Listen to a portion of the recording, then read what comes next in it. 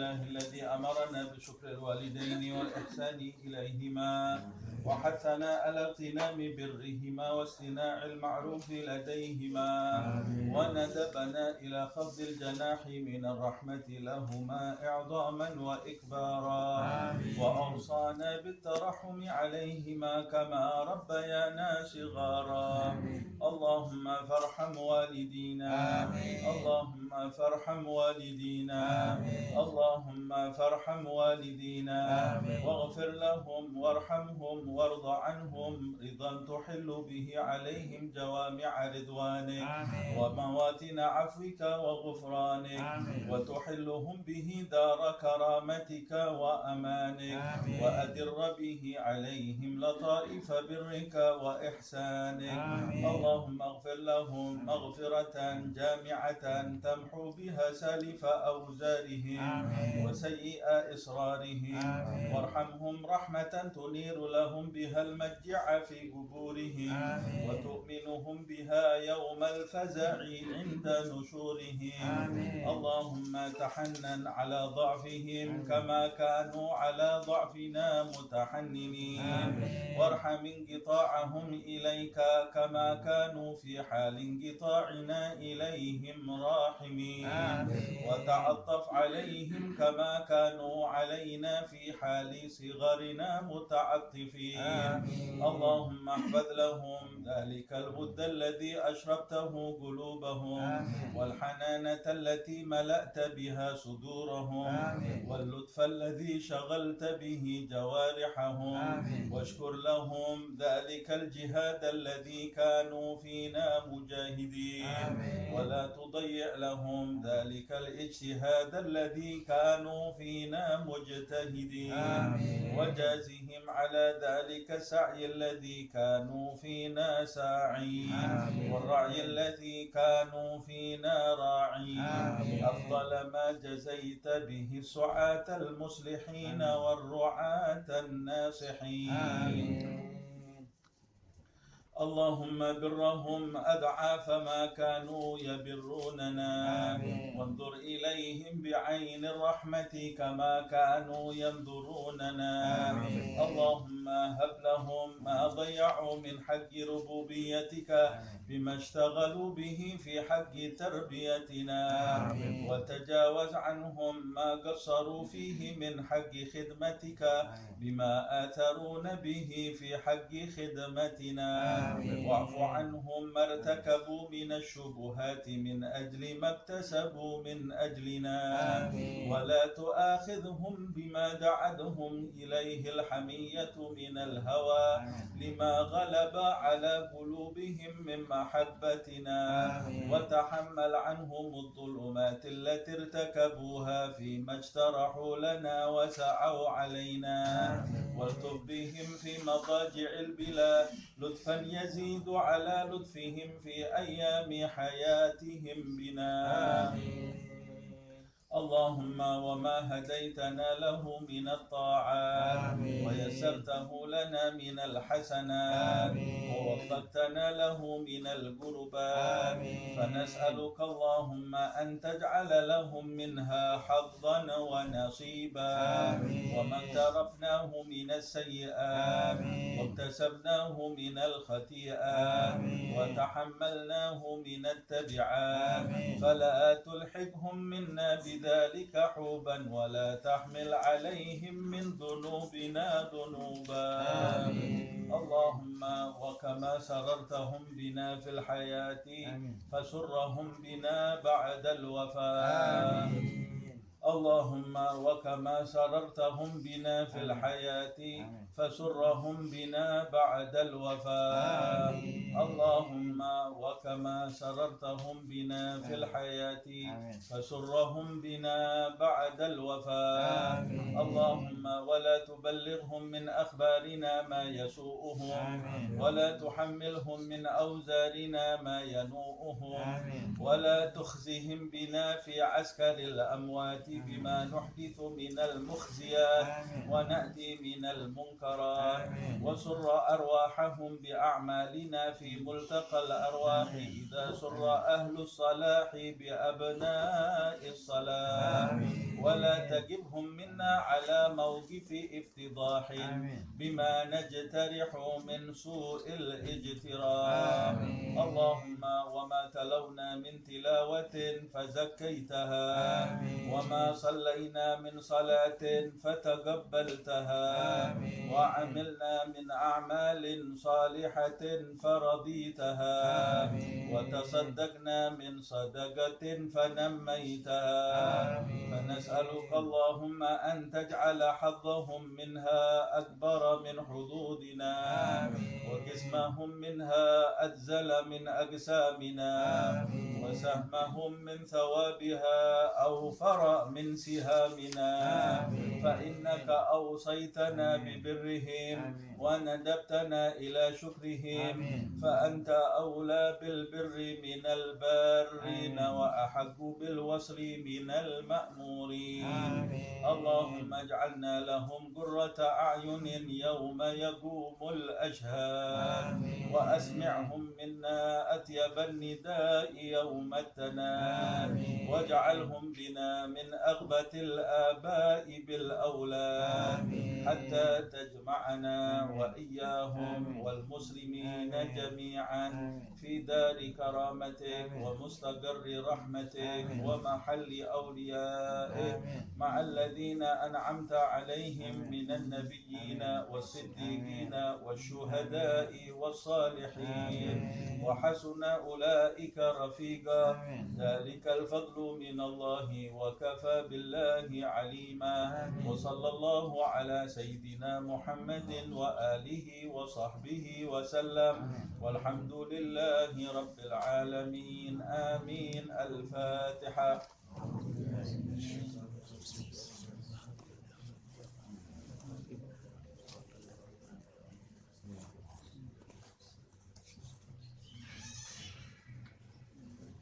تقبل منا انك انت السميع العليم وتب علينا انك انت التواب اللهم لا تحرمنا خير ما عندك اللهم مغفرتك اوسع من ذنوبنا ورحمتك ارجى عندنا من اعمالنا اللهم مغفرتك اوسع من ذنوبنا ورحمتك ارجى عندنا من اعمالنا اللهم مغفرتك اوسع من ذنوبنا ورحمتك ارجى عندنا من اعمالنا صلى الله على سيدنا محمد وعلى اله وسلم والحمد لله رب العالمين. Kita lanjutkan kajian tafsir.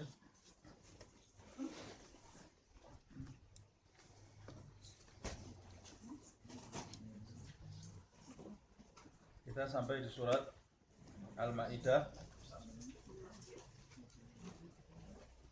ayat keberapa?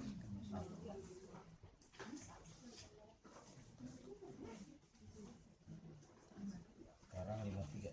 Ayat 53 ya.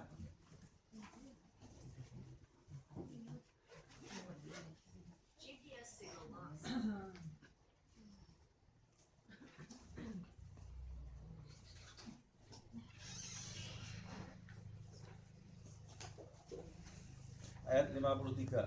Baik. Bismillahirrahmanirrahim. Alhamdulillah rabbil alamin. Allahumma salli wa sallim ala sayyidina Muhammad wa ala ali sayyidina Muhammad. Nawaina ta'allum wa ta'lim wa tadhakkur wa tadhkir wal ifadah wal istifadah wal hath ala tamassuk bi kitabillah wa sunnati Rasulillah sallallahu alaihi wasallam wa du'a ila al-huda wa dalala ala al-khair ibtigha'a wajhillah wa mardatihi wa qurbihi wa thawabihi subhanahu wa ta'ala.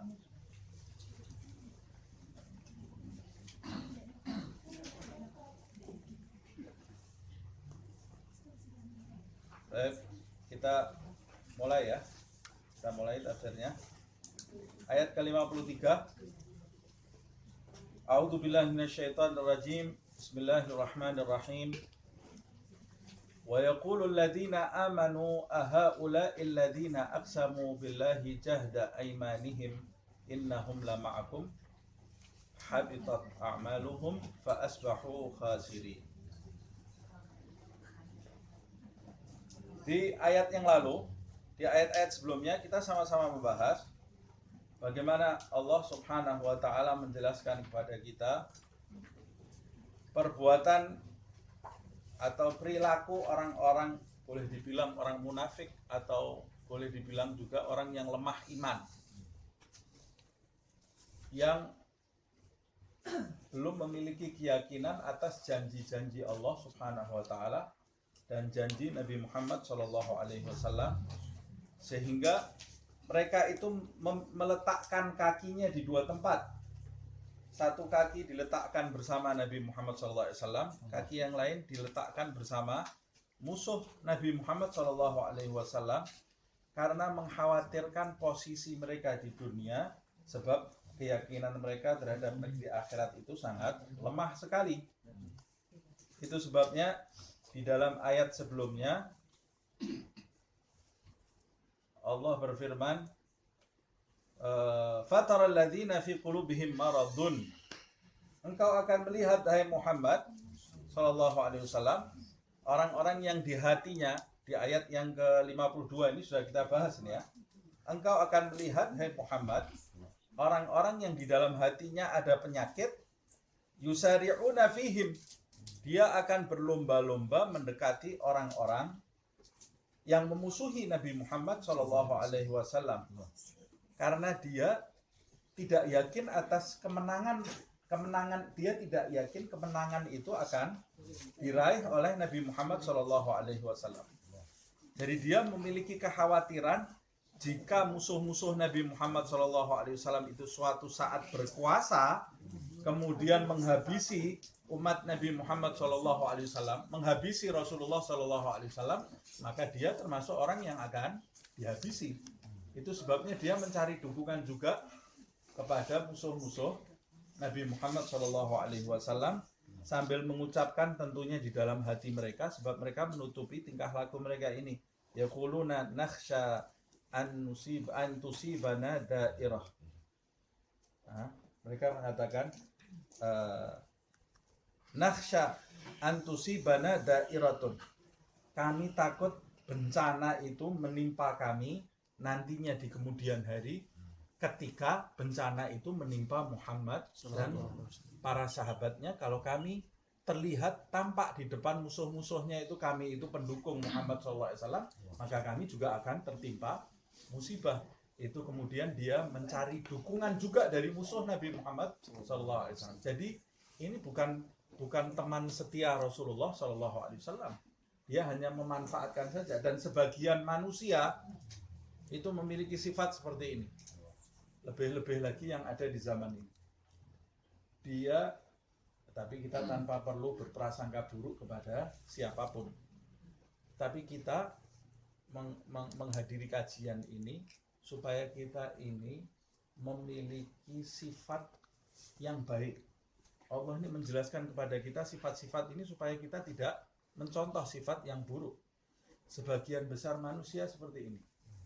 Kalau ada maunya, ada manfaatnya, baru dia mendekat. Tapi begitu ada musibah, dia menjauh. Ini bukan teman namanya. Ini bukan teman. Makanya ada yang mengatakan teman kamu sebenarnya adalah mereka yang bertahan saat kamu ditimpa musibah. Itu teman kamu sebenarnya. Kalau yang diajak tertawa ikut tertawa, itu gampang. Ayo sekarang kita pergi rombongan makan. Gampang, semua orang juga bisa. Sesuai dengan hawa nafsu. Ayo kita sekarang pergi ketawa-ketawa, jalan-jalan ke kota A, ke kota B, berhari-hari juga orang bisa. Ayo sekarang kita berangkat sholat tahajud. Ayo, siapa yang sanggup sholat tahajud?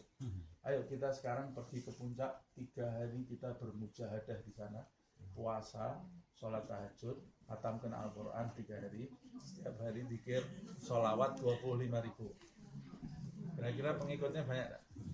Kalau di majelis ini insya Allah banyak. Kalau di luar sana kita tidak tahu banyak apa enggak. Tapi ayo ke puncak kita makan sate. Yang daftar orang banyak.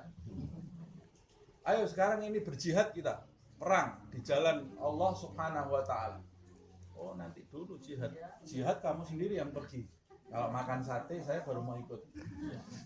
Kalau makan-makan saya ikut. Tapi kalau pengajian, ibadah, waduh nanti. Ini apa bedanya umat yang seperti ini dengan umatnya Nabi Musa alaihissalam? Nabi Musa alaihissalam ketika Bani Israel itu diselamatkan oleh Nabi Musa dari penindasan Fir'aun. Selama ratusan tahun dijajah oleh Fir'aun, Bani Israel itu. Diselamatkan oleh Nabi Musa, dia ngikut Nabi Musa. Tapi ketika giliran sudah mau sampai ke kota tujuan, di dalam kota itu di Palestina waktu itu ada kaum yang kuat, diajak perang oleh Nabi Musa. Idhab anta wa rabbuka faqatila fanahnu hunaka itu. Hai Musa, kita disuruh perang nanti dulu kita. Jangan kalau disuruh perang. Kamu berangkat aja, kamu dengan Tuhanmu perang, kita nunggu di sini. Ini bukan teman namanya, bukan sahabat. Semua orang juga bisa. Nah, yang namanya sahabat itu, yang namanya teman itu, dia ada, tidak harus jasadnya, tapi ada mendukung kita saat kita dalam keadaan susah. Itu namanya sahabat yang teman.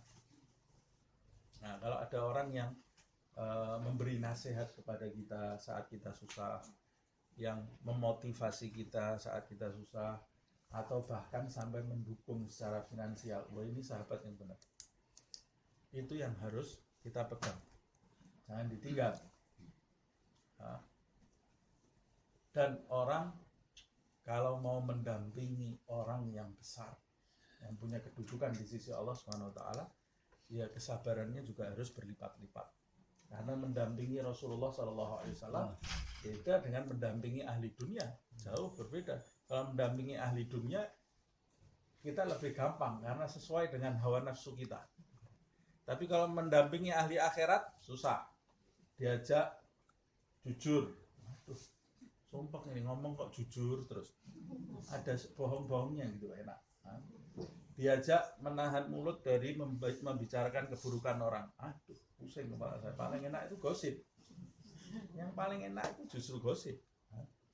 Diajak puasa, la haula wala quwwata illa billah. Tanggal merah diajak puasa. Ya yang paling enak itu makan. Nah, kalau mendampingi orang yang ahli akhirat itu tidak gampang memang. Makanya kalau kita sanggup mendampingi ahli akhirat, walaupun kita belum seperti ahli akhirat itu, tapi kesabaran kita ini sudah dinilai oleh Allah Subhanahu wa taala. Fa in lam takun mithlahum fatashabbahu fa inna tashabbuh bil kirami falahu. Kalau kamu belum bisa memiliki kedudukan seperti mereka, mirip-mirip saja. Mirip-mirip mereka. Mereka senang pengajian, ya kita ngadakan pengajian. Mereka senang sholat sunnah, ya kita senang sholat sunnah. Mereka tidak banyak bicara, ya kita dalam tanda kutip pura-pura seperti mereka, walaupun belum seperti mereka. Tapi tidak pura-pura, berusaha maksudnya. Kita sudah mirip seperti mereka aja, oleh Allah Subhanahu wa taala akan digolongkan bersama mereka. Humul qaum la yashqa bihim jalisuhum. Di dalam hadis disebutkan mereka itu orang-orang akhirat, orang-orang yang dekat kepada Allah Subhanahu wa taala. Humul qaum, mereka itulah kaum yang benar. La yashqa bihim jalisuhum. Orang yang duduk bersama mereka, bukan seperti mereka loh ya. Duduk bersama mereka tidak akan celaka. Yang duduk bareng mereka saja tidak akan celaka. Apalagi yang seperti mereka, yang mengikuti mereka. Maksudnya duduk bersama mereka, mendampingi mereka. Kita kalau mendampingi seorang yang dekat dengan Allah Subhanahu wa taala, yang kita ingat apa? Ya akhirat. Walaupun kita belum seperti itu. Yang kita ingat pasti akhirat. Kita akan bergerak, ayo sholat, kita ikut sholat. Walaupun kalau tidak ada orang ini ya saya malas diajak sholat. Tapi ketika saya kumpul dengan orang ini, ya saya ikut sholat. Ayo kita saya sholat juga. Ngaji, kasih Quran, kasih Al-Quran. Ayo kamu bagian ini ngaji. Oh ya, Bismillahirrahmanirrahim. Sama malas ngaji ya. Tapi ngaji deh. Ngaji. Duduk, mungkin kita di depannya orang besar, orang punya kedudukan tinggi, kita gunjing orang. Tidak mungkin. Takut kita. Dengan duduk bersama mereka saja, kita berada di dalam lingkaran yang aman.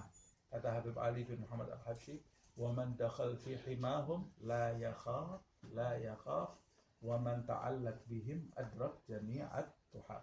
Kita kalau berada di lingkaran mereka terus tidak jauh-jauh dari mereka, aman, tidak mungkin kita takut. Karena kita berada dalam kebaikan terus. Kalau kita jauh-jauh dari mereka, nah itu kumpulnya kamu kena sama siapa kumpulnya nanti? Pergaulan kamu dengan siapa? Di dunia ini pergaulan ini hanya ada dua. Bergaul dengan ahli akhirat atau bergaul dengan ahli dunia. bergaul dengan ahli surga atau bergaul dengan ahli neraka. Kamu mau ada di lingkaran siapa? Tidak bisa dua-dua. Saya separuh surga, separuh tidak ada. Separuh akhirat, separuh dunia tidak ada. Kamu letakkan kakimu di mana, yaitu nanti ujungmu di situ. Nasibmu di situ. Orang yang berakal, dia akan pandai-pandai meletakkan kakinya di tempat yang benar. Jangan seperti orang yang lemah iman ini, yang disebutkan dalam ayat ke-52. Dia mau bersama Rasulullah, sudah tahu Rasulullah itu benar, tapi tidak yakin, takut dunianya hilang, dia juga hidup berkumpul bersama musuhnya Rasulullah SAW. Nah, ini hanya refresh saja ya. Ayat yang ke-53 tadi yang saya baca. Wa yaqulul ladzina amanu. Sehingga orang-orang yang beriman, orang-orang yang beriman yaitu orang-orang yang memiliki keyakinan kepada Rasulullah SAW. Tidak sekedar beriman secara teori saja. Karena kalau sekedar beriman secara teori, orang yang di atas tadi, yang di ayat sebelumnya, itu ya beriman, tapi secara teori itu cuma keyakinannya kosong. Tidak ada keyakinannya. Orang yang beriman secara teori itu, kalau misalnya, Tuhan kamu siapa? Allah. Habis itu sholat zuhur, tidak sholat. Kamu tahu nggak nanti di akhirat itu ada surga neraka? Tahu. Dari mana kamu tahu? Saya belajar kok. Di akhirat kan orang yang baik masuk surga, orang yang buruk masuk neraka. Habis itu sholat asar telat. Habis itu menggunjing orang. Ini berarti orang yang hanya beriman di mulut secara teori saja, belum sampai ke hati. Nah, orang kalau imannya belum sampai ke hati, ya iman tadi hanya bermanfaat sebagai pengetahuan saja, informasi saja, sebagai informasi, belum bermanfaat imannya untuk kehidupan tadi. Nah, yang dinamakan beriman sebenarnya adalah orang yang beriman yang imannya sudah sampai ke hati. Ciri-cirinya kalau kita mau meninggalkan perintah Allah, ada rasa takut di dalam hati kita. Ini berarti iman itu sudah mulai sampai di hati. Yang sampai di hati aja ada tingkatannya. Nah, kalau kita mau berbicara yang buruk, hati kita ini ada rasa takut. Berpikir dulu. Kalau mau berbicara, kita berpikir dulu, ini benar enggak ini? Ini baik enggak yang saya ucapkan? Itu berarti imannya, ada tanda-tanda imannya itu sudah ada di pintu hati. Tapi kalau kita bicara seenaknya saja, tidak pernah mikir, berbuat seenaknya saja tanpa rasa malu, kata Rasulullah SAW, di antara ayat-ayat firman Allah yang tertulis di kitab-kitab terdahulu, di antara ayat-ayatnya adalah fa'in lam tastahi fa'mal ma syi'ta. Kalau kamu sudah tidak punya rasa malu lagi, berbuatlah sesuka hatimu. Bukan perintah itu ya, tapi itu penggambaran orang yang sudah tidak punya rasa malu lagi terhadap Allah Subhanahu wa Ta'ala, dia akan bertindak seenaknya saja. Yang kadang-kadang tidak masuk di akal kita nanti tindakannya ini kadang-kadang lebih rendah daripada binatang. Na'udzubillah. Nah, orang-orang yang sudah ada iman di dalam hatinya, yaitu para sahabat Rasulullah Shallallahu Alaihi Wasallam. Para sahabat Rasulullah SAW melihat gelagat orang-orang yang lemah iman itu, yang bermuka dua, di depan Nabi lain, di belakang Nabi juga lain. Lihat gelagat mereka itu, orang-orang yang beriman itu berkata, wa yaqulul ladzina amanu. Orang-orang yang beriman itu berkata, bisa jadi ini berkata kepada mereka, bisa jadi berkata kepada sebagian orang yang beriman lainnya. Jadi mereka saling heran yang satu dengan yang lain, melihat tingkah laku orang yang lemah iman itu. Apa ucapan mereka? Ahaula illadzina aqsamu billahi jahda aimanihim innahum lama'akum. Bisa jadi ini antar sahabat, bisa jadi sahabat kepada Rasulullah Shallallahu Alaihi Wasallam.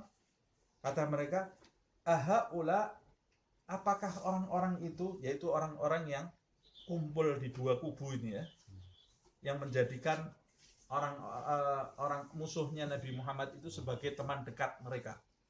Tidak boleh menjadikan musuh-musuhnya Islam sebagai teman dekat, teman sahabat.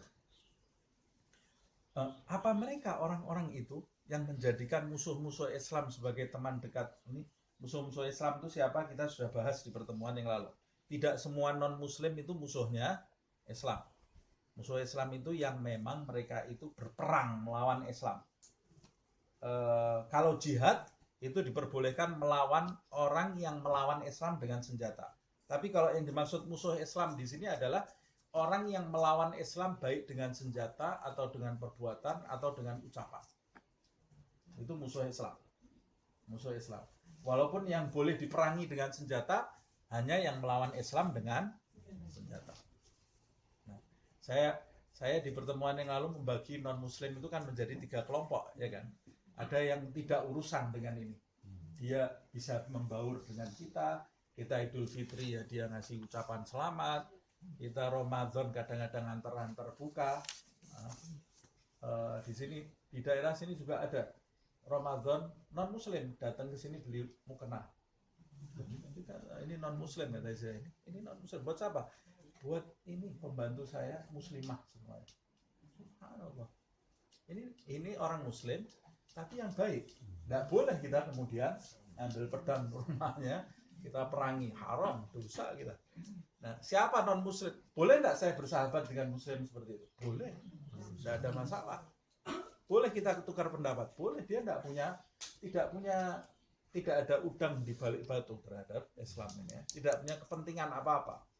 Tapi kalau kita tahu ini berbahaya mulutnya, atau dia tidak mengucap apa-apa di depan kita, tapi kita tahu dia itu tidak suka dengan Islam.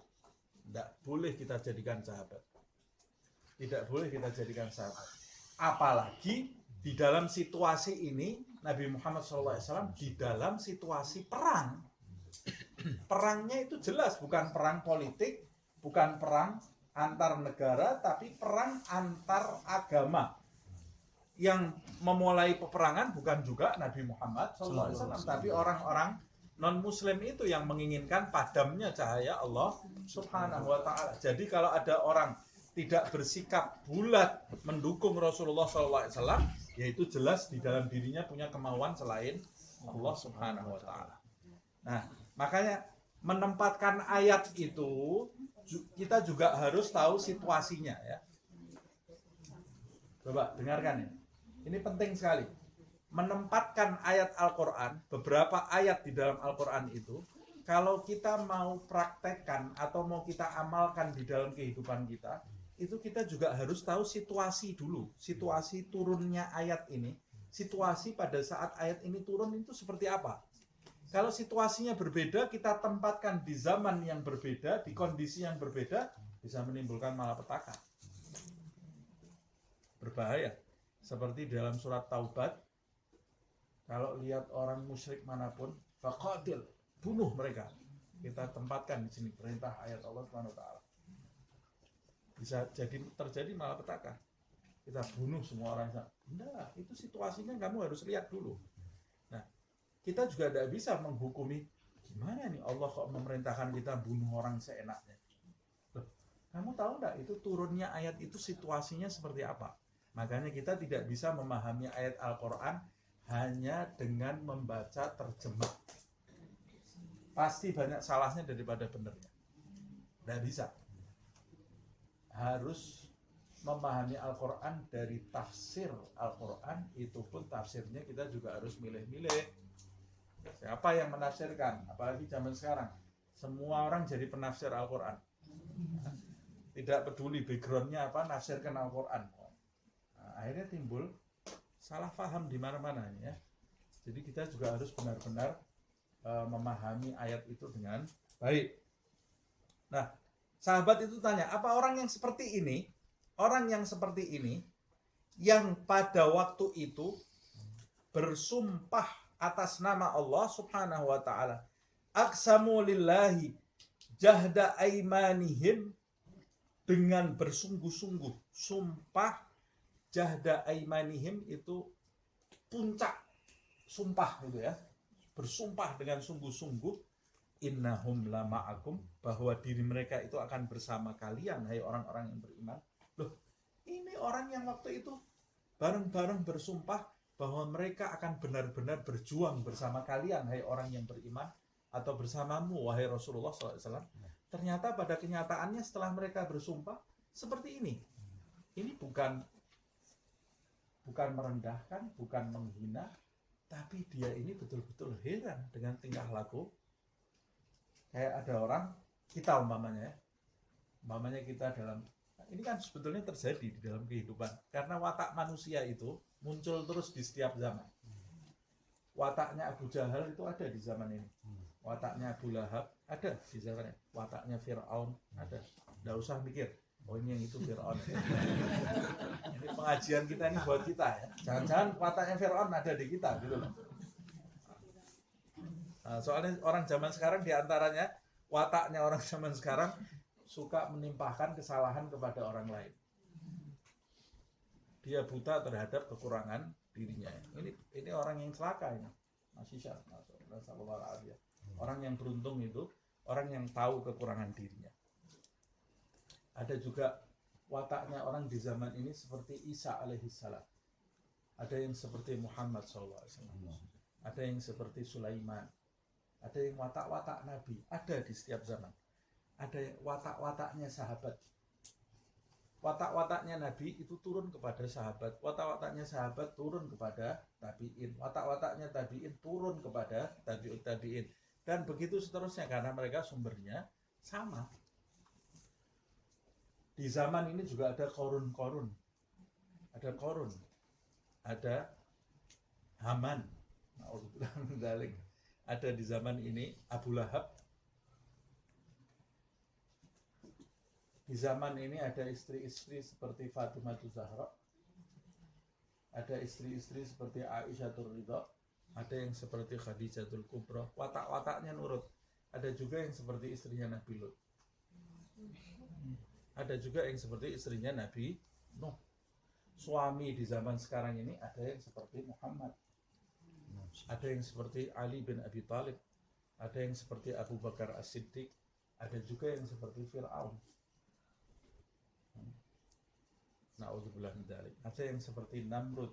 Mudah-mudahan watak yang turun ke kita ini wataknya yang baik insyaallah. Makanya Allah Subhanahu wa taala ini mencontohkan kepada di dalam Al-Qur'an ini isinya contoh. Contoh wataknya orang baik itu seperti ini, wataknya orang buruk seperti ini, wataknya orang bahagia seperti ini, wataknya orang celaka seperti ini, wataknya ahli surga seperti ini, wataknya ahli neraka seperti ini. Nah, kita mau nyontoh yang mana? Sudah, itu aja. Al-Qur'an itu simpel. Jalan hidupnya orang yang sukses itu seperti ini. Jalan hidupnya orang yang hancur binasa seperti ini. Kamu mau nempuh yang mana? Monggo, silahkan. Allah nih baiknya luar biasa loh, memberi petunjuk kepada kita. Tapi kita manusia ini kadang-kadang merasa diri kita ini lebih paham dari Allah Subhanahu wa ta'ala. Nah, sama seperti itu maksud saya. Di dalam kehidupan sehari-hari kadang-kadang kita ini punya perkumpulan. Di perkumpulan itu kita komit. Ayo kita komit, umpamanya rapat atau menentukan sesuatu. Ayo di depan bareng-bareng ini. Sudah ya, ini keputusan ya. Ya, bulat keputusan ini ya. Ya, ini keputusan bulat. Ayo, jabat tangan kita. Sudah keputusannya gong, keputusannya ini seperti ini. Keluar baru di jalan sudah ada orang yang melanggar. Sudah ada orang yang sebetulnya harusnya tidak seperti itu. Lah kamu tadi di ruangan itu tidur apa melek?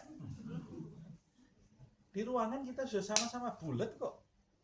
Sudah sama-sama sepakat kok, jalan keluar kemudian tidak cocok. Ini aneh. Ini wataknya orang seperti ini ada dari dulu.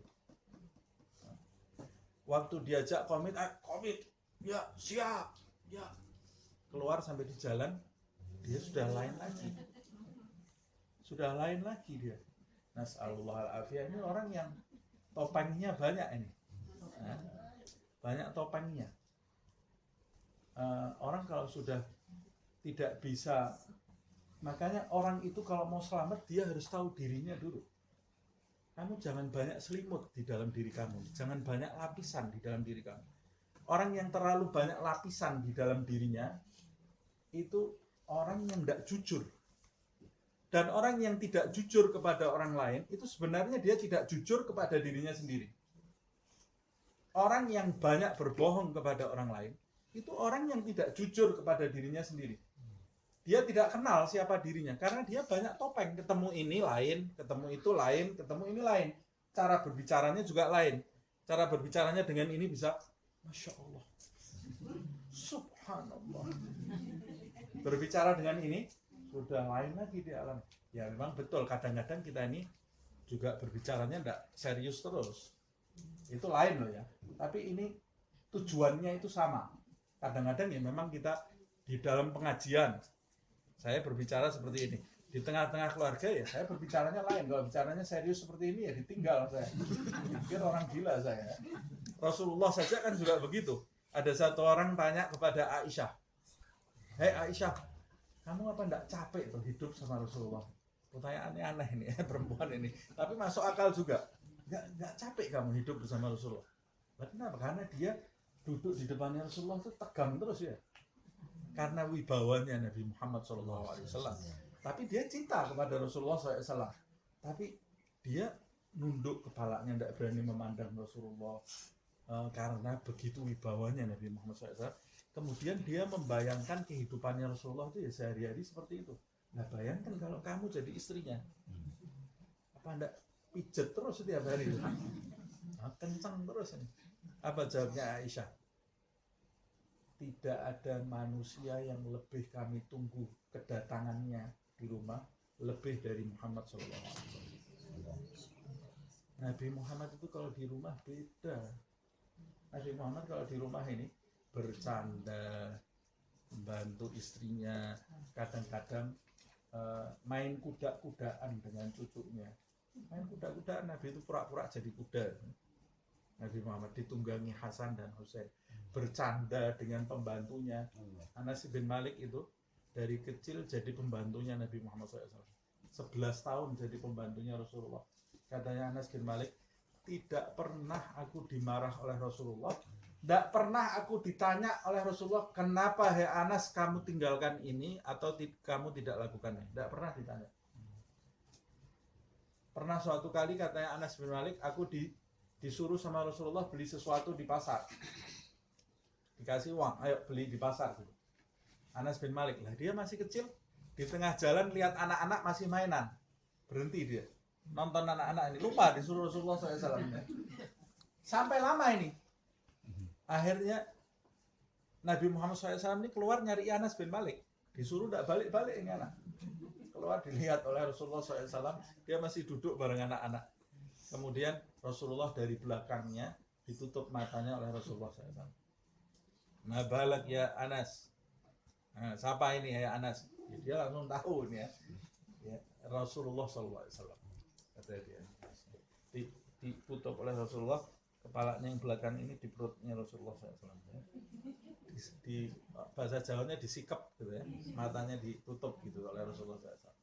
Terus Rasulullah tanya, kemana aja kamu hai Anas? Sudah dibeli hajatnya? Belum ya Rasulullah, saya lupa. Rasulullah SAW tersenyum. Kalau zaman sekarang sudah dijewer sampai kemana aja ya?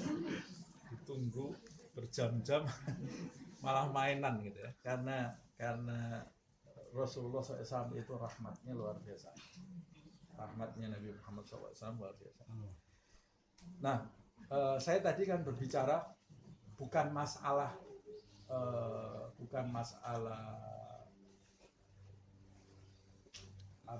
bersikap melihat kondisi, enggak, melihat tempat, bukan seperti itu. Tapi ini memang orang yang bermuka dua itu orang yang punya dua tujuan, punya dua kepentingan gitu.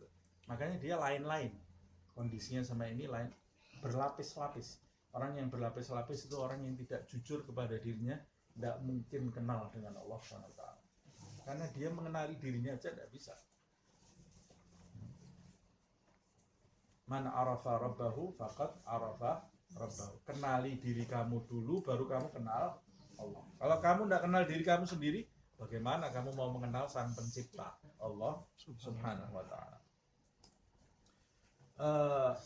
Habitat a'maluhum fa asbahu khasirin. Mereka itu orang-orang yang melakukan perbuatan seperti itu terhadap Nabi Muhammad SAW di masa itu. Dan orang-orang yang seperti mereka sampai akhir zaman.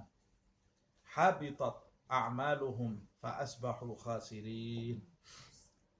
Habitat itu amal mereka itu akan menjadi sia-sia. A'maluhum haba'an mansur. Haba'an mansur, seperti kapas yang ditiup.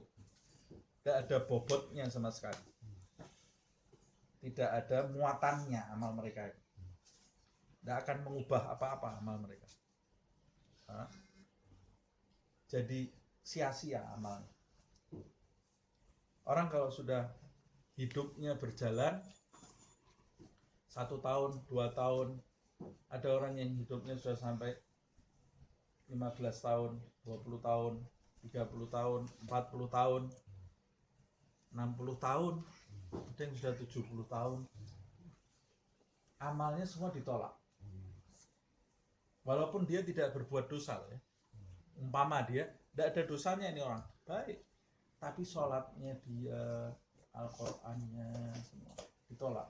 Jadi tidak ada kebaikannya juga. Orang yang tidak ada keburukannya, tidak ada kebaikannya, itu termasuk orang yang rugi tidak? Rugi.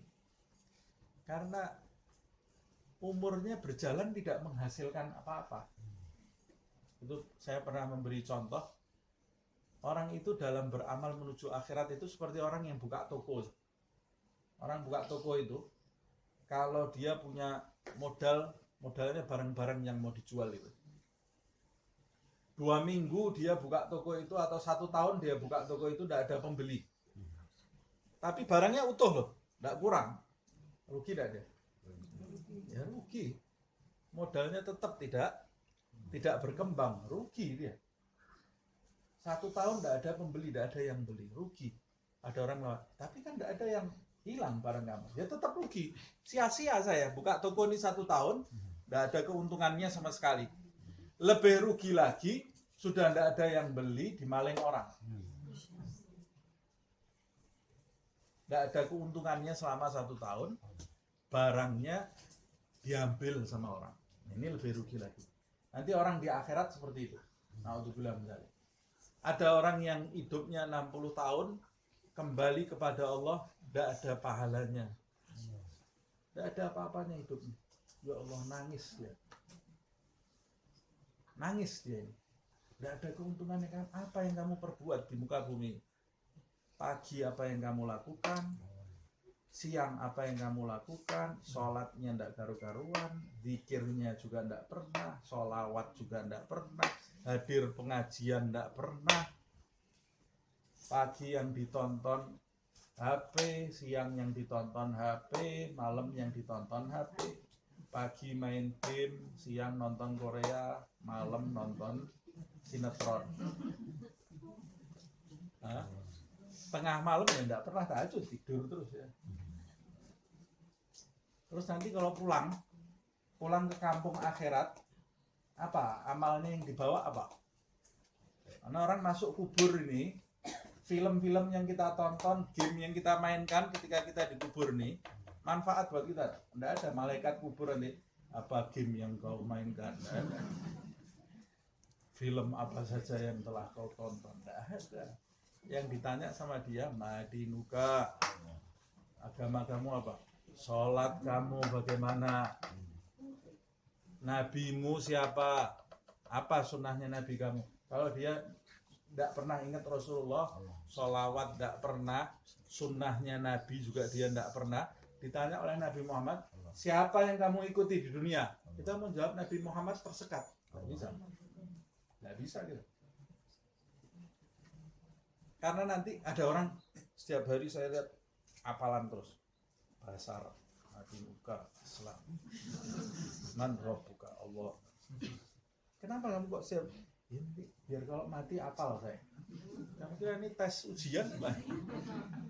Bukan seperti tes sekolah yang bisa jawab, yang bisa menjadikan kita ini menjawab itu nanti adalah amal baik kita. Kalau kita ini amal baiknya penuh, bekalnya banyak, nanti ketika kita dikubur itu yang menjawab, itu yang jadi teman kita. Tapi kalau kita di dunia ini banyak lupanya, banyak kosongnya waktunya untuk amal kebaikan, nanti ketika mau menjawab dikubur tersekat lidahnya, nggak bisa menjawab. Jangankan dikubur, pada saat mendekati sakaratul maut dia juga susah dituntun. Karena nanti pada saat sakaratul maut itu gambaran flashback kehidupan kita dari mulai lahir sampai sampai dekat mati itu ada di depan kita.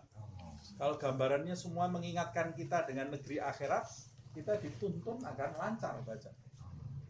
Tapi kalau gambarannya yang kita tonton ini, orang-orang sebelahnya tidak ada yang lihat. Yang mau mati lihat. Kalau gambaran yang dia tonton ini semuanya gambarannya tidak ada akhiratnya. Tidak ada akhiratnya sama sekali. Dituntun tidak masuk. Tersekat ya. Pernah saya jelaskan Habib Abdullah bin Husain bin Tahir. Setiap harinya dia baca La ilaha illallah 25.000 kali. Sholawat 25.000 kali. Waktunya buat zikir. Waktunya itu buat ibadah sampai dia bicara ke anaknya. Nak, ini maksudnya bicaranya ini mau mendidik anaknya. Nak, kamu punya waktu lebih enggak? Saya mau beli waktu kamu. Saya mau beli waktu kamu. Waktu kamu dibeli ini ya. Saya beli umur kamu nak kalau ada waktu lebih. Bapak ini mau nambah amal sudah enggak ada waktu lagi.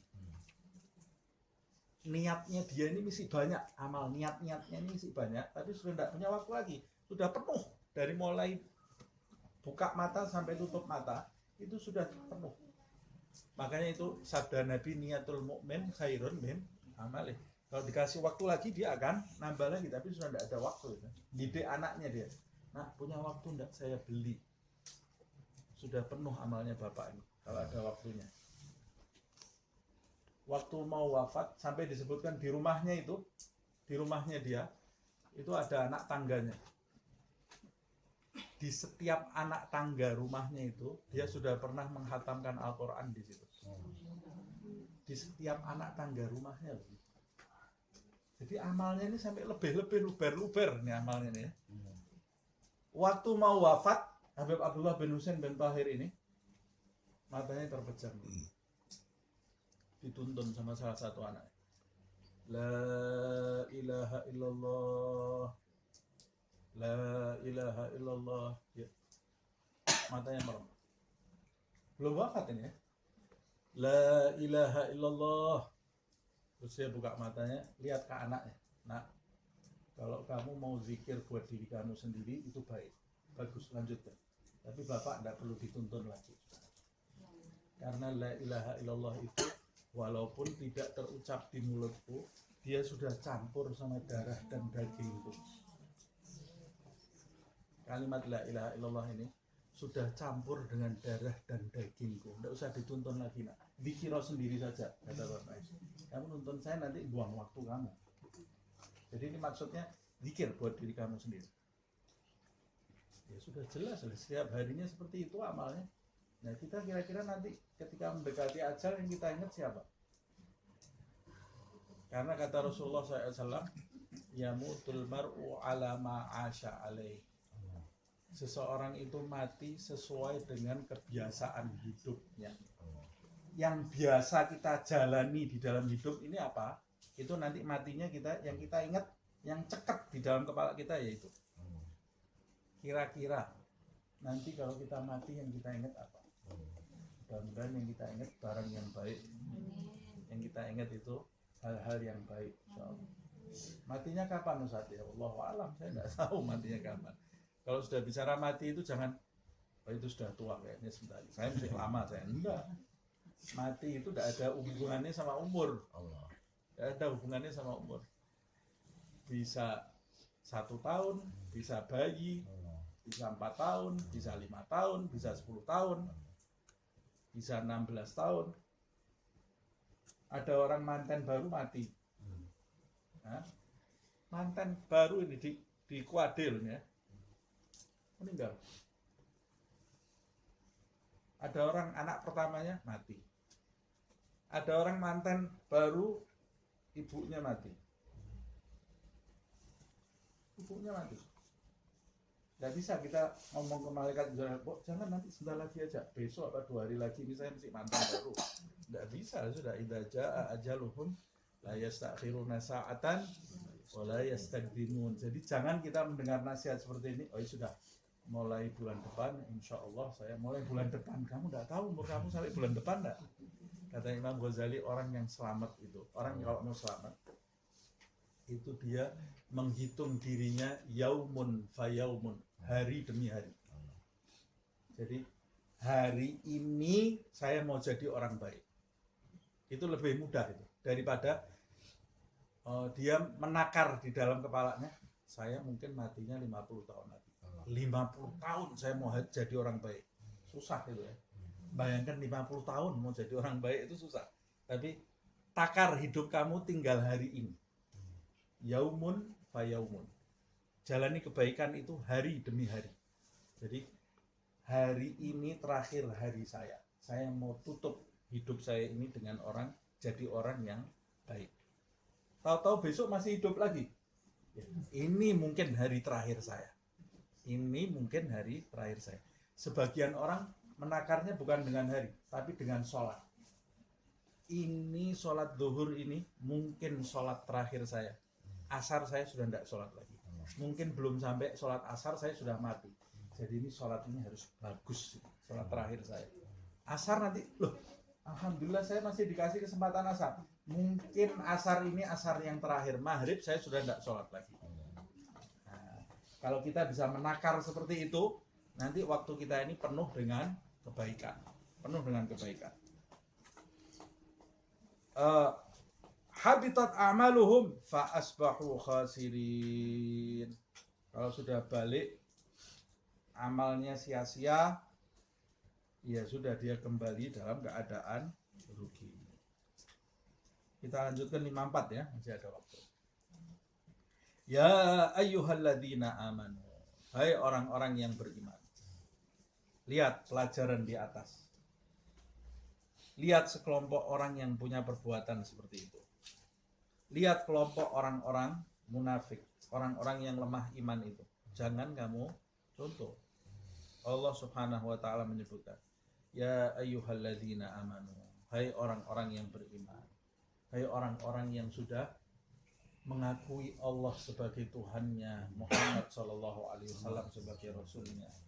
Hai orang-orang yang syahadat di dalam sholatnya 5 waktu. Setiap syahadat, setiap tasyahud akhir minimal dia itu bersyahadat. Asyhadu an la ilaha illallah wa asyhadu anna Muhammadan Rasulullah. Hai orang-orang yang setiap sholat baca doa iftitah, inna sholati wa nusuki wa mahyaya wa mamati lillahi rabbil alamin. Hai orang-orang yang beriman kepada akhirat, beriman kepada Allah. Kata Allah Subhanahu wa taala, man yartadda minkum an dinihi. Siapa yang murtad dari agamanya setelah dia masuk Islam.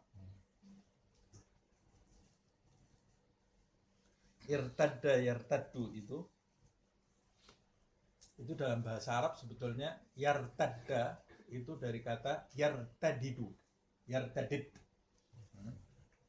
Yartadid kemudian untuk penyesuaian memudahkan diganti yartadda. Padahal yartadidu. Fi'il madinya irtadda, yartaddu. Murtad. Murtad itu sebetulnya artinya apa sih? Itu dari kata yartadid. Yartadid itu artinya kembali kepada situasi yang awal. Nah, itu artinya murtad. Artinya murtad itu sebetulnya kembali kepada situasi yang awal. Sebelumnya. Jadi orang berada di dalam kondisi A, kemudian dia bergerak sampai ke kondisi B, lalu dia kembali lagi ke kondisi A. Ini namanya murtad. Secara bahasa, murtad itu artinya kembali ke titik semula. Nah, istilah ini Di dalam Al-Quran kalau ada kata murtad atau irtadda, yartaddu, itu ditujukan kepada orang yang keluar dari agama. Makanya ini disebutkan di dalam ayat ini, man yartadda minkum an dinihi. Siapa yang murtad dari agamanya, maksudnya kembali kepada agama sebelumnya. Agama sebelumnya agama yang salah pastinya, karena Islam itu yang dibawa Nabi Muhammad SAW itu agama yang benar, agama yang benar.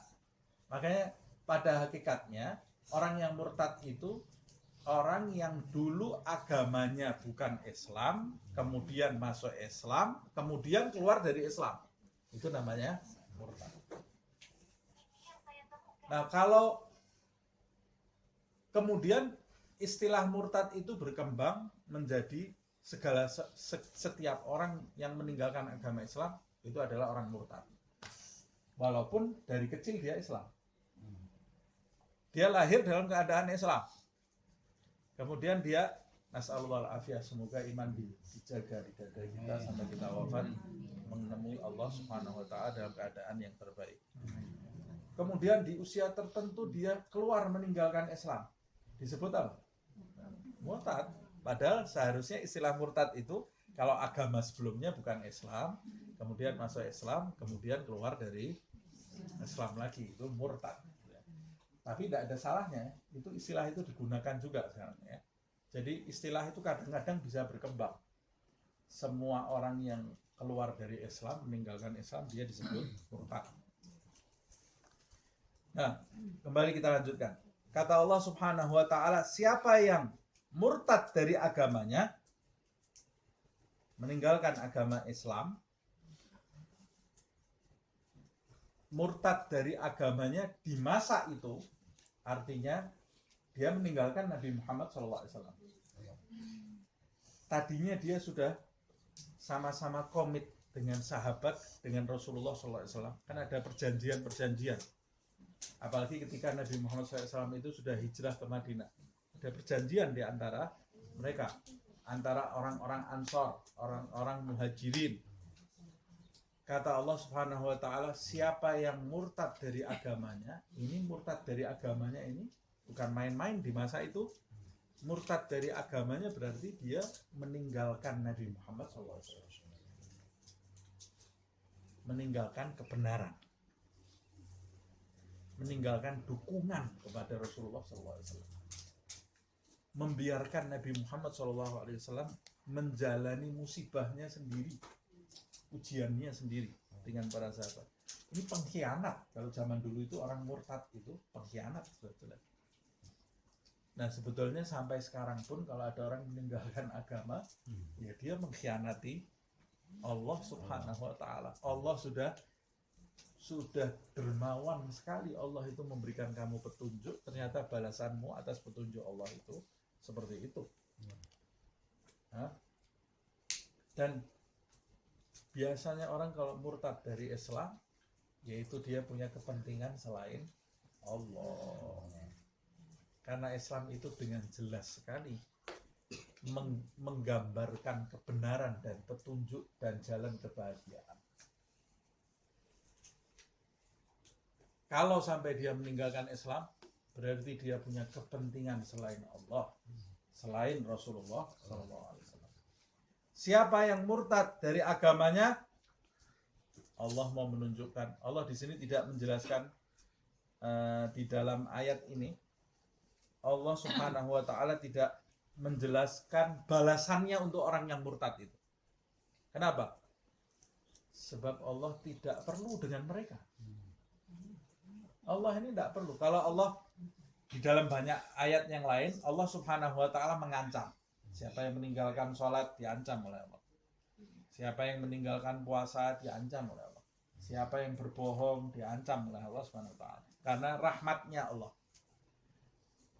Tapi di dalam ayat ini Allah Subhanahu wa taala menjelaskan siapa yang murtad meninggalkan agamanya, tidak ada ancamannya. Ancamannya tidak tertuju langsung kepada yang meninggalkan agama itu, Tapi karena situasinya berbeda. Sebetulnya orang yang murtad itu ancamannya dia pasti masuk neraka. Kekal di dalam neraka kalau dia tidak kembali kepada ajaran Islam. Tapi Allah Subhanahu wa taala di dalam ayat ini tidak menjelaskan ancaman itu karena situasinya orang yang murtad meninggalkan Nabi Muhammad itu merasa Nabi Muhammad ini akan sempit situasinya jika dia meninggalkan Nabi Muhammad. Paham? Dia merasa dirinya ini berguna untuk Nabi Muhammad, berguna untuk Islam, berguna untuk Allah, berguna untuk perkembangan dakwah Islam. Kalau kita berbondong-bondong meninggalkan Islam, pasti itu redup. Ada orang seperti ini di zaman ini enggak? Mudah-mudahan bukan kita. Mudah-mudahan bukan kita. Yang merasa ini kalau saya tinggalkan ini majelis ini ya karena saya lah bisa jadi hebat majelis ini karena saya. Coba kalau saya ini ustadznya, kalau saya tinggalkan mesti tutup majelisnya. Mesti majelisnya tutup. Padahal hidayah ini mengalir bukan karena kita. Kita ini cuma alat. Kita ini alat saja. Majelis kita ini juga alat berkembangnya Islam. Tidak ada yang bisa kita banggakan di majelis ini kecuali kita bersyukur kepada Allah. Jangan pernah merasa karena majelis saya Islam ini sekarang berkembang di kota ini. Karena saya majelis ini berkembang. Kalau saya tinggalkan, tutup ini majelis ini. La haula wala quwwata illa billah. Padahal kita ini alat semuanya. Yang menggerakkan, yang memberi, yang memakmurkan, yang memberi hidayah, itu Allah. Sama seperti itu. Kita tidak bisa ngomong ke istri kita, umpamanya, atau ke anak-anak kita, yang terima kasih kepada saya. Kalau bukan karena saya, lapar kamu di dunia ini. Kalau coba kamu syukur punya suami kayak saya ini. Kalau suami kamu yang lain, hati-hati loh kamu. Kamu tinggalan sana. Kalau kamu ninggal pasti ada suami baru nanti. Sama juga istri juga kadang-kadang begitu kepada suaminya. Syukur kamu punya istri saya. Kalau tinggal kamu ganti, ya tinggalan sana. Tak cari istri yang lain. Pasti datang lah. Sama seperti itu. Tidak bisa kita itu mengandalkan diri kita. Sudah kita ini hidup nih, syukur terus kepada Allah SWT. Syukur aja. Jangan pernah mengandalkan diri kita. Jangan pernah merasa orang lain itu kalau tidak ada kita pasti celaka. Sama juga seperti itu terhadap anak kita, terhadap pasangan hidup kita. Jangan pernah khawatir. Karena yang memberi rezeki, yang menyelamatkan, yang melindungi itu Allah. Bukan kita. Kita ini hanya ikhtiar, alat, dijadikan alat oleh Allah Subhanahu wa taala untuk keluarga kita. Kalau kita tidak ada, Allah akan mendatangkan alat yang baru. Akan mendatangkan alat yang baru kalau kita tidak ada. Jangan pernah khawatir. Ini saya, Allah, hidup saya mudah-mudahan panjang, Allah, nanti kalau saya mati anak saya makan apa? Ya tetap makan anak kamu. Yang memberi rezeki bukan kamu. Yang memberi rezeki itu Allah, bukan kamu. Jadi tidak usah khawatir. Nanti kalau saya mati, siapa yang didik anak saya? Ya Allah akan mendatangkan pendidik. Kalau kamu sungguh-sungguh ingin mendidik anak kamu. Dan anak kamu memang sungguh-sungguh ingin dididik. Kalau Allah tidak mau, kamu hidup 1000 tahun di depan anak kamu, ya anak kamu tidak terdidik. Ada enggak anak yang punya orang tua tapi hidupnya lapar? Ya ada. Orang tuanya tidak mati, tapi lapar dia. Orang tuanya ada, anaknya tidak terdidik. Ya ada juga. Jadi itu menunjukkan yang mendidik itu bukan orang tua, yang memberi rezeki juga bukan orang tua. Allah. Begitu juga suami terhadap istri, istri terhadap suami. Begitu juga posisi kita di dunia ini. Di dunia ini. Kita ini alat saja. Sebetulnya kita ini alat. Kalau kita hari ini bisa membantu orang, itu bukan atas jasa kita. Tapi kita bersyukur kepada Allah, kita hari ini ya Allah, kau fungsikan menjadi sarana kebaikanmu. Alhamdulillah ya Allah, saya bisa sedekah hari ini. Bukan ini orang harusnya terima kasih kepada saya. Tidak perlu terima kasihnya orang. Kamu ini yang dijadikan, kamu yang terima kasih. Alhamdulillah Allah mendatangkan orang miskin. Saya tidak ada orang miskin, saya mau sedekah apa? Allah mendatangkan orang miskin kepada saya. Allah melunakkan hati saya untuk mengeluarkan uang. Alhamdulillah. Syukur kepada Allah Subhanahu wa ta'ala. Kita memberi, alhamdulillah. Kita diberi, alhamdulillah. Kita melindungi, alhamdulillah. Kita dilindungi, alhamdulillah. Karena pada hakikatnya semua itu dari dan untuk Allah. Dari Allah dan untuk Allah. Wa minallah wa ilallah wa alallah wa fillah wa la hawla wa la quwata illa billah. Itu Hizib Nawawi itu kan? Bukan. Wa minallah wa ilallah wa alallah wa fillah. Semuanya itu dari Allah, untuk Allah, atas kehendak Allah, di dalam liputan Allah Subhanahu wa ta'ala.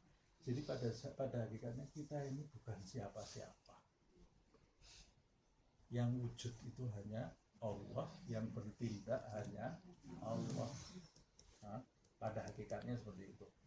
Hakikat loh-nya. Hakikat itu jangan diterapkan dalam kehidupan. Kalau diterapkan dalam kehidupan, tidur semua kita, tidak ada yang bergerak nanti. Nah, kita berikhtiar, kita berbuat baik, tapi pada hakikatnya semuanya adalah Allah Subhanahu wa ta'ala. Nah, ini Allah Subhanahu wa ta'ala mau menjelaskan kepada orang-orang yang meninggalkan Nabi Muhammad SAW, murtad, meninggalkan agama. Siapa yang murtad di antara kalian, hai orang-orang yang beriman? Yang dituju bukan yang meninggalkan Nabi Muhammad, tapi yang dituju orang-orang yang baik, orang-orang yang beriman. Lah kenapa? Buat nyindir mereka. Ayo, ada yang mau ikut mereka? Seperti guru kalau di sekolah itu, ada murid-murid yang nakal, ada murid-murid yang baik. Ayo silahkan semua ikuti itu. Tidak apa-apa ini sekolah. Tidak ada kalian sekolah ini ya tetap jalan. Silahkan. Ya yang baik-baik itu jadi semakin kuat disiplinnya ketika dilakukan seperti itu. Nah Allah itu memperlakukan sahabat seperti itu. Hai orang-orang yang beriman, sahabat kan tanya ini. Kok ada orang yang sudah sumpah di depan Nabi bisa berperilaku seperti itu? Allah turun menjawab mereka. Hai orang-orang yang beriman, ayo murtado sekalian kalian. Siapa yang berani murtad di antara kalian, meninggalkan agamaku, meninggalkan kekasihku Muhammad sallallahu alaihi wasallam, fasawfa ya'tillahu biqaumin. Aku yang menciptakan kok. Kata Allah Subhanahu wa taala, fasawfa ya'tillahu biqaumin. Allah akan mendatangkan kaum yang baru, yang bukan kalian. Nah, kalian tinggalkan saja Muhammad SAW. Allah yang akan mendatangkan sekelompok yang, makanya kita kalau tidak berbuat baik di muka bumi ini takut sama ayat ini. Kalau kita ini tidak memperjuangkan agamanya Nabi Muhammad SAW, nanti kita dihapus sama Allah, didatangkan kaum yang baru yang mau memperjuangkan agamanya Nabi Muhammad SAW. Kalau kita tidak mau menghidupkan sunnahnya Nabi Muhammad SAW, Allah ini tidak perlu sama kita, tidak perlu sama sholat kita, tidak perlu sama dakwah kita, tidak perlu dengan nasihat kita. Kalau kita tidak mau, kita lalai terus setiap hari, tidak dekat dengan agama, dimatikan oleh Allah SWT, didatangkan kaum yang baru. Didatangkan oleh Allah kaum yang mau sholat, zikir, ngaji, terus. Kalau Allah mau, detik ini juga bisa. Tapi Allah menyebutnya karena Allah ini menjalankan sunnatullah. Di sini ada kalimat, ada kata saufa. Saufa itu artinya kelak. Tapi kalau kelak ini kalau Allah yang ngomong berarti pasti. Walaupun nanti. Berarti ini Allah nanti di kemudian hari akan mendatangkan sekelompok kaum. Sekelompok kaum. Kaum itu bahasa Indonesia juga kaum. Kata kaum dalam bahasa Indonesia itu kata serapan dari bahasa Arab. Qaumun. Qaumun itu satu akar kata dengan qama yaqumu qaimun. Aqama yuqimu. Kaum itu sama dengan satu akar kata dengan berdiri atau mendirikan. Jadi sebetulnya kata kaum itu artinya sekelompok orang yang bersungguh-sungguh mendirikan atau menjalankan komitmen terhadap pemimpinnya. Jadi kaum Muhammad SAW, kaumnya Nabi Muhammad. Kenapa kok digunakan istilah kaum? Itu sebetulnya kaum itu kalau di sini kan kaum itu apa sih? Pengikut. Nah, kaum itu pengikut. Jadi siapa sebetulnya yang layak disebut kaum? Kaum itu kita disebut kaumnya Nabi Muhammad kalau kita itu benar-benar menjunjung tinggi syariat yang dibawa oleh Nabi Muhammad SAW. Nah, itu baru kita disebut kaum. Tapi itu kan kemudian jadi istilah sehari-hari kaum itu. Berarti kalau ada sekelompok kaum yang tidak taat kepada pemimpinnya, seperti kaum Nabi Lut. Kaumnya Nabi Lut kan dibalik semua oleh Allah Subhanahu wa taala, mati semuanya. Berarti itu tidak tepat disebut kaum. Secara bahasa dia tidak tepat disebut kaum. Tapi karena istilahnya umat itu juga disebut kaum, ya sudah kita sebut kaum. Tapi kaum itu sendiri memiliki makna orang-orang yang taat kepada pemimpin, mendirikan hak-hak pemimpinnya. Nah, makanya Allah di sini menggunakan kata kaum, tidak menggunakan kata umat. Kalau umat bisa macam-macam. Umat itu ada yang taat, ada yang tidak taat, ada yang menyambut, ada yang tidak menyambut. Tapi Allah menggunakan kata kaum di sini. Fasaufa ya'tillahu biqaumin. Allah akan mendatangkan suatu kaum. Kaum ini tentunya kaum yang lebih baik di kemudian hari. Siapa kaum itu? Kaum ini Allah menyebutkan ada ciri-cirinya. Ciri-cirinya ada 4 dalam ayat ini. Yang pertama, ciri-ciri yang pertama, yuhibbuhum wa yuhibbunahu. Allah akan mendatangkan sekelompok kaum di kemudian hari yang kaum tersebut Allah mencintai mereka dan mereka cinta kepada Allah. Wah, ini ciri-ciri pertamanya saja sudah hebatnya luar biasanya. Allah mencintai mereka dan mereka mencintai Allah. Allah itu kalau cinta kepada hambanya bukan karena ras, tapi karena sifat-sifatnya.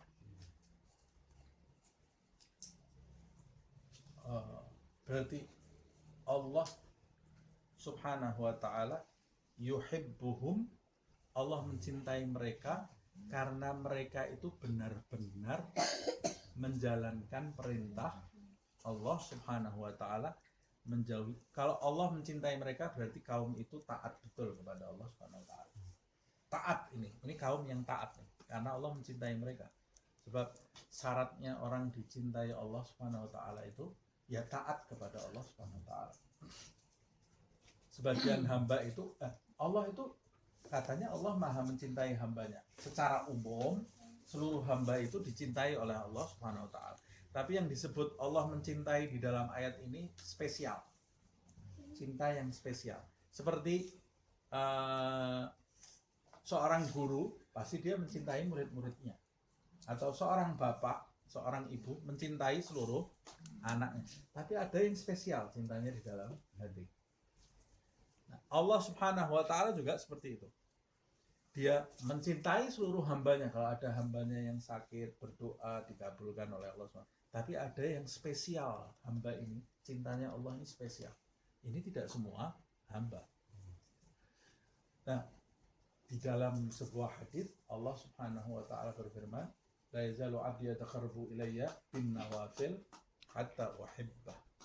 Aku ini masih terus-menerus mencintai, hambaku ini masih terus-menerus mendekat kepadaku melalui ibadah sunnah. Jadi di antara syarat seorang hamba untuk dapat cintanya Allah Subhanahu wa ta'ala itu ibadahnya bukan cuma fardu, bukan cuma fardu. Berarti ibadah fardunya itu sudah jelas ya. Tapi dia harus bergelut dengan ibadah sunnah. Kata Allah, hambaku ini terus menerus mendekat kepadaku dengan ibadah sunnah. Hatta uhibbah, sampai aku mencintai dia.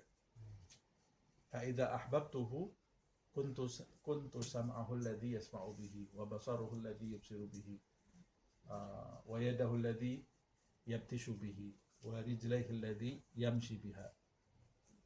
Fa'idha sa'alani a'taituh, kata Allah Subhanahu wa taala. Kalau aku sudah cinta kepada hambaku, akulah pendengarannya saat dia mendengar, akulah pandangannya saat dia memandang, akulah tangannya saat dia menjamah, dan akulah kakinya saat dia berjalan. Jika hambaku itu meminta kepadaku, maka pasti aku akan memberinya. Nah, ini istilah orang yang sudah dicintai Allah itu, dia menjadi khalifahnya Allah Subhanahu wa ta'ala di muka bumi. Nah, mudah-mudahan kita termasuk kaum yang dicintai oleh Allah Subhanahu wa ta'ala. Di antara ciri-ciri kaum yang dicintai Allah itu yuhibbunahu. Kaum itu mencintai Allah. Jadi kenapa disebut kaum itu juga mencintai Allah? Ya karena dia dicintai Allah, dia menjadi wadah rahmatnya Allah di muka bumi ini. Dia itu jadi asyik ma'syuk dengan Allah. Dia itu suka berdua-duaan dengan Allah. Dia tidak betah berpisah dari Allah.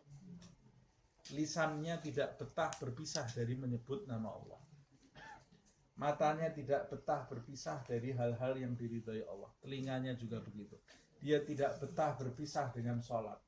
Dia tidak betah berpisah dari Al-Quran. Makanya Rasulullah SAW kalau datang waktu sholat, tidak ada yang lebih bahagia dari Rasulullah SAW. Kata Sayyidah Aisyah, Rasulullah itu di rumah bercanda dengan kita. Begitu dengar suara azannya Bilal, Allahu Akbar, langsung wajahnya berubah. Wajah ini langsung berubah jadi serius. Dia berdiri dan tidak ada yang bisa berbicara lagi kepada dia. Tidak ada. Nah, ini sudah waktunya dia dengan Allah SWT. Nabi Muhammad SAW. Nah, kalau kita Allahu Akbar, Allahu Akbar, baru sholat nih sudah azan lagi. Nah, ini ciri-ciri kita belum cinta kepada Allah. Kalau kita belum cinta kepada Allah, berarti Allah masih belum cinta kepada kita. Jadi ukurannya kalau kita mau tahu kita ini termasuk hamba yang dicintai Allah atau tidak. Kamu senang enggak sholat? Senang baca Al-Quran enggak? Senang zikir enggak? Senang enggak kamu berdua-duaan dengan Allah? Kalau kamu senang berdua-duaan dengan Allah, berdua-duaan dengan Allah itu gimana sih? Kamu suka menyendiri, megang tasbih, la ilaha illallah, la ilaha illallah. Kamu suka mengadu kepada Allah di malam hari, ya Allah, astagfirullah, tubtu ilaika ya Allah. Kalau kamu cinta dengan hal-hal seperti ini, itu berarti Allah senang sama kamu.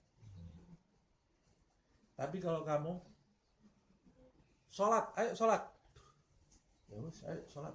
Sholatnya itu ya wis gitu ya. Ya sudah lah, sholat lah. Semua orang sholat ya saya harus sholat. Sholatnya sangat berat. Nah, itu berarti kualitas hubungan Allah dengan kamu ya seperti itu. Nah, belum connect antara kamu dengan Allah SWT. Dan kita kalau ditanya kan, mau enggak kamu dicintai Allah? Ya mau. Kalau kamu mau dicintai Allah, ya cintai Allah. Cintai Allah. Karena Allah itu zat yang maha pencemburu. Maha pencemburu Allah. Dia tidak suka kalau lihat hati hamba itu menduak. Hatinya hamba itu bercabang. Tidak suka. Kalau kita sudah fokus kepada Allah, ini Allah lihat, wah ini orang setia. Kalau kita sudah setia, dilihat oleh Allah hati kita ini setia, nanti kita diizinkan melamar Allah. Sebagian hamba dia tidak melamar Allah, tapi Allah yang melamar dia. Sebagian hamba ada yang diizinkan oleh Allah, ya boleh, ayo.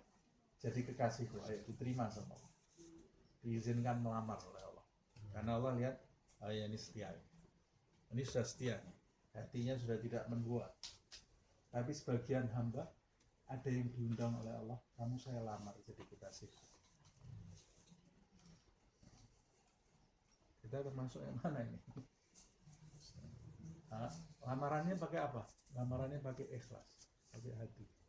Lamaran kita ini loh, urusannya hati, ikhlas, tidak menuju siapa-siapa kecuali Allah, tidak mengharapkan apa-apa kecuali Allah, tidak berpaling dari Allah. Kalau hati ini sudah lurus, sudah ikhlas, nanti diterima kita oleh Allah Subhanahu wa taala. Mudah-mudahan kita termasuk hamba yang setia kepada Allah Subhanahu wa taala. Nah, ini bagaimana mau setia sama Nabi Muhammad saja ditinggal Rasulullah SAW. Nah, kemurtatan itu juga bertingkat-tingkat, ya. Ada kemurtatan yang sampai kafir, ada yang kemurtatan itu keberpalingan dari Allah menuju ke arah dunia. A'udzubillah min dzalik. Ini syarat yang pertama, yuhibbuhum wa yuhibbuna. Ciri yang pertama maksud saya. Ciri yang kedua, adzillatin 'alal mu'minin, a'izzatin 'alal kafirin. Ciri yang kedua, dia itu adzillatin 'alal mu'minin, lemah lembut terhadap orang yang beriman. Terhadap orang yang beriman. Orang kalau sudah cinta kepada Allah Subhanahu wa taala, pasti dia cinta kepada orang yang cinta kepada Allah. Nah, ini sama kok dengan saya. Dia pasti cinta terhadap orang-orang yang beriman. Kalau ada di antara orang yang beriman itu yang salah, dia memberi nasihat, dia juga menerima nasihat orang yang beriman lainnya, dia juga amar ma'ruf nahi mungkar. Tapi orang yang ciri-cirinya orang yang adzillatin 'alal mu'minin. Lihat ini kata-kata adzillah itu dia merendah di depan orang-orang yang beriman. Sebagian ahli tafsir mengatakan di antara ciri-cirinya orang ini karena dia sudah menjadi kaki tangan Allah di muka bumi, dia ini menjadi manusia yang bijaksana. Dan ciri-ciri orang yang bijaksana itu murah senyum. Itu di antara ciri-cirinya. Murah senyum. Itu di antara ciri-ciri orang bijaksana. Kalau jengkurang terus, nah itu sejauh. Nah, murah senyum, sama orang tidak sadis, kata-katanya juga kata-kata yang halus, sopan, gemar menolong orang, tidak suka mencaci orang, tidak suka menjatuhkan martabat orang. Itu ciri-ciri orang bijaksana, karena dia jadi wadahnya Allah Subhanahu wa taala, wadah rahmatnya Allah. Seperti itu ya. Nah, makanya dia adillatin 'alal mu'minin, a'izzatin 'alal kafirin. Terhadap orang-orang kafir dia ini tegas. Di sini diciptakan diartikan keras. Kalau keras itu bisa salah paham nanti ya. Tegas itu bukan bawa pedang kemudian menggal kepalanya orang kafir. Enggak. Tegas itu dia ya juga rahmat terhadap orang-orang kafir. Rahmat. Tapi ketika, walaupun bukan orang kafir ya, ketika ada orang yang mau memadamkan syariat Allah, dia tegas. Tidak ada kompromi. Tapi terhadap orang yang tidak yakin kepada Allah, ya silahkan. Tapi kalau dia berusaha mau memadamkan api Allah, cahaya Allah, dia akan bersikap tegas. Selebihnya dia bisa toleransi. Dia bisa toleransi. Tapi dia tidak bertoleransi kepada manusia yang mau memadamkan cahaya Allah Subhanahu wa taala. Berusaha memadamkan cahaya Allah. Makanya aizzatin al kafirin di sini dijelaskan keras terhadap orang kafir, mungkin dijelaskan di situasi Nabi Muhammad SAW. Orang-orang kafir itu mau membunuh Rasulullah. Mau membunuh Rasulullah, mau membunuh para sahabat. Ya tidak mungkin sahabat itu, jangan ya, saya mau bunuh Rasulullah, jangan kamu bunuh, jangan, kamu hidup kamu tidak selamat, ya tidak mungkin lah. Dia pasti keras. Nah, keras dalam situasi yang seperti itu juga termasuk tegas. Tapi tegas itu tidak harus keras, tidak harus keras. Ketika kita umpamanya ada orang non Muslim merayakan apa itu? Imlek. Imlek itu agama atau bukan? Saya tidak tahu itu. Nah, termasuk hari besar juga. Tahun baru. Tahun baru. Ya. Atau yang jelas-jelas Natal atau budaya yang tidak jelas seperti Halloween.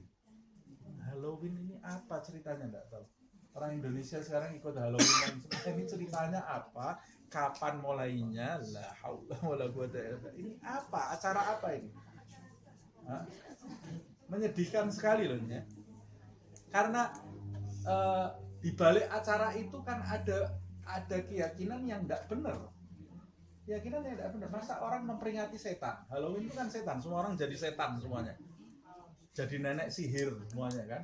Padahal nenek sihir ini kita diperintahkan berlindung dari nenek sihir. Qul a'udzu birabbil falaq min syarri ma khalaq wa min syarri ghasiqin idza waqab wa min syarri nafatsati fil 'uqad wa min syarri hasidin. Sekarang filmnya anak-anak kita ini, filmnya anak kita semua nenek sihir itu yang baik-baik.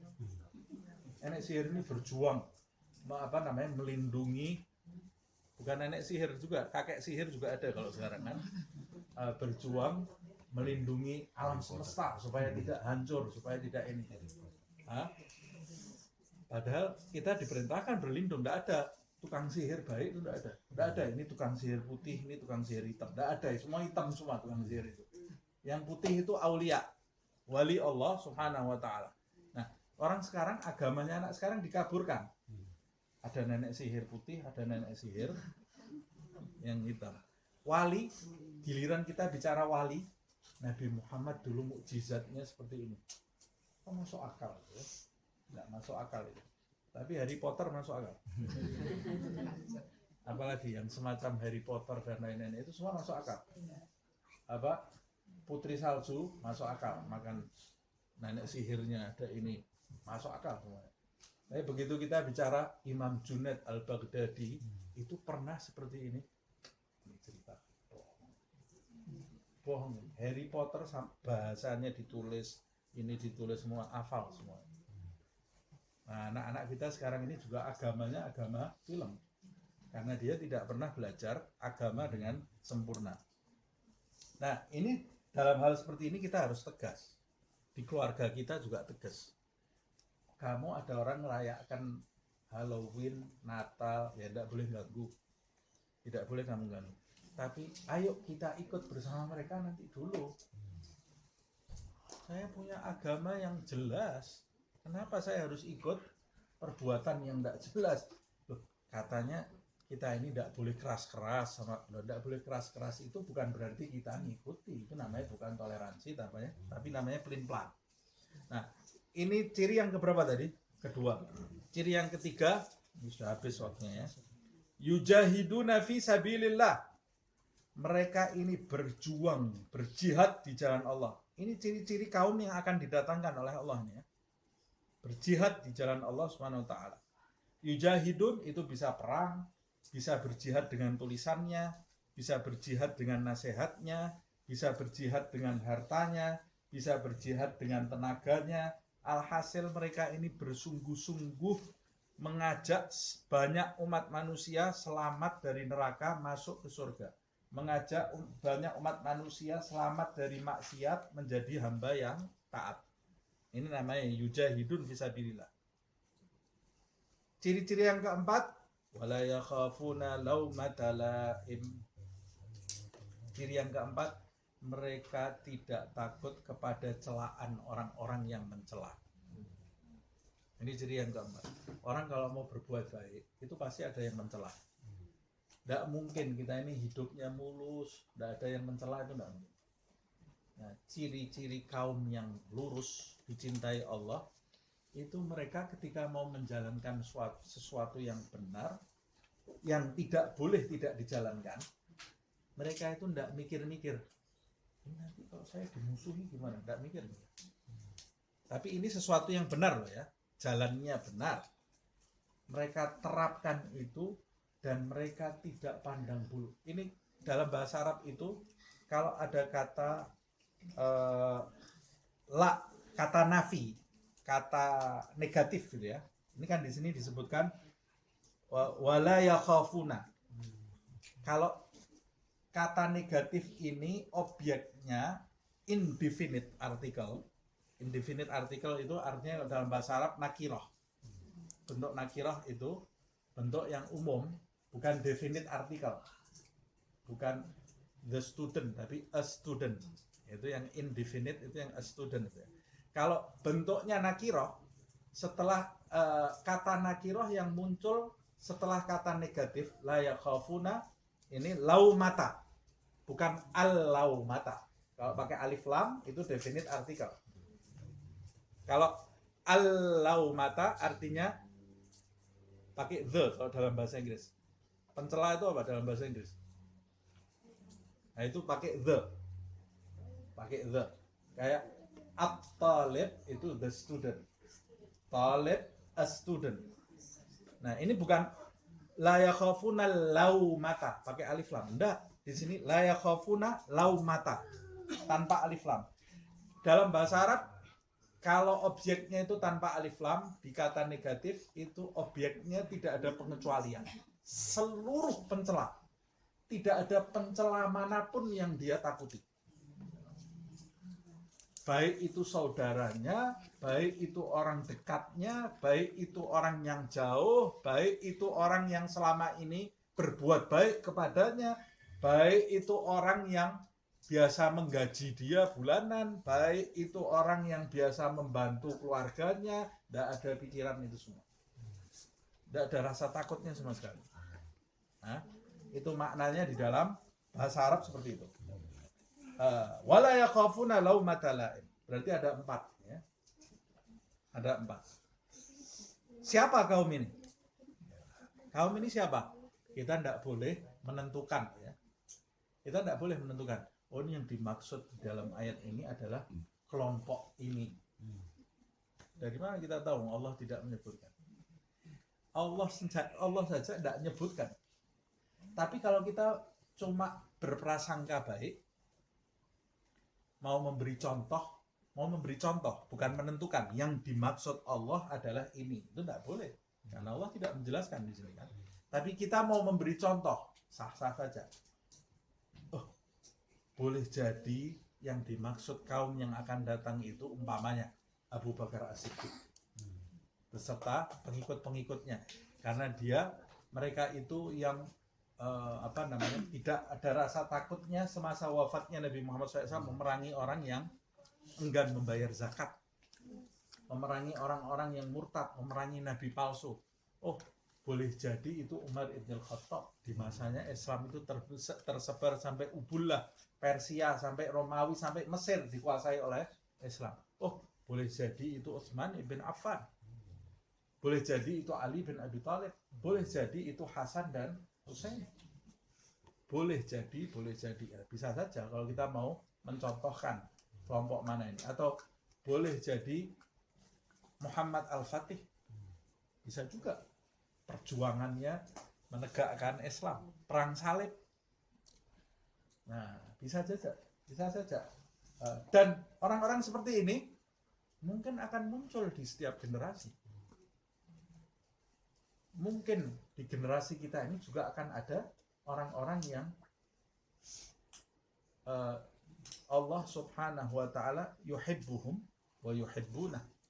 Allah mencintai mereka dan mereka mencintai Allah. Nah, ciri-cirinya ya seperti yang disebutkan di dalam ayat ini. Mereka ini ahli ibadah yang tawaduk terhadap orang-orang Islam, orang-orang mukmin. Dan mereka ini mencintai seluruh kalangan walaupun orang-orang non-muslim, tapi tegas dalam masalah akidah, tidak kabur, tidak samar dalam masalah akidah. Kemudian bersungguh-sungguh berdakwah di jalan Allah Subhanahu wa taala, dan mereka tidak pandang bulu siapa yang mau memusuhi mereka. Tidak pandang bulu itu berarti kalau ada yang mencaci mereka tidak dijawab. Kita kalau dicaci orang kita jawab, itu berarti kita masih perhatian terhadap cacian. Jadi ciri-cirinya orang yang tidak pandang bulu itu dicaci dibiarkan. Tidak ada gunanya. Tidak saya jawab. Kenapa? Tidak ngaruh caciannya, Pak. Yang paling penting saya niatnya baik, Allah tahu. Tapi kalau kita dicaci, balas nyaci, ya sama kamu sama dia, saklop, ya. Klop, gitu. Tapi boleh jadi ada orang yang menjawab jika cacian itu menimbulkan masalah di tengah masyarakat, itu juga harus kadang-kadang juga harus dijawab, harus dijelaskan. Ditutup, dzalika fadlullah. Itu adalah karunia dari Allah SWT. Ayat ini seperti yang saya jelaskan di awal ya. Orang itu bisa jadi punya kedudukan itu semata-mata karunia dari Allah Subhanahu wa taala. Kamu kalau tidak mau kedudukan, jadi kita kalau mau kedudukan ini ya berusaha punya ciri-ciri ini. Ciri-ciri ini kita sandang di dalam kehidupan kita supaya kita ini dapat karunia Allah Subhanahu wa taala. Kalau kamu tinggalkan agama Allah, Allah tidak perlu sama kamu. Berarti kamu itu tidak termasuk orang yang diberi karunia oleh Allah. Sumbernya semua dari Allah Subhanahu wa taala, kok kamu mau ninggalkan Allah, kamu sendiri yang rugi. Yu'tihi may yasha. Allah akan memberikan karunia-Nya itu kepada siapa yang dikehendaki. Semoga kita termasuk yang dipilih oleh Allah Subhanahu wa taala. Wallahu wasi'un alim. Allah Subhanahu wa taala maha luas pemberiannya dan maha mengetahui segala sesuatu. Ayat 55 kita sambung di pertemuan yang akan datang insyaallah. Wallahu a'lam bishawab.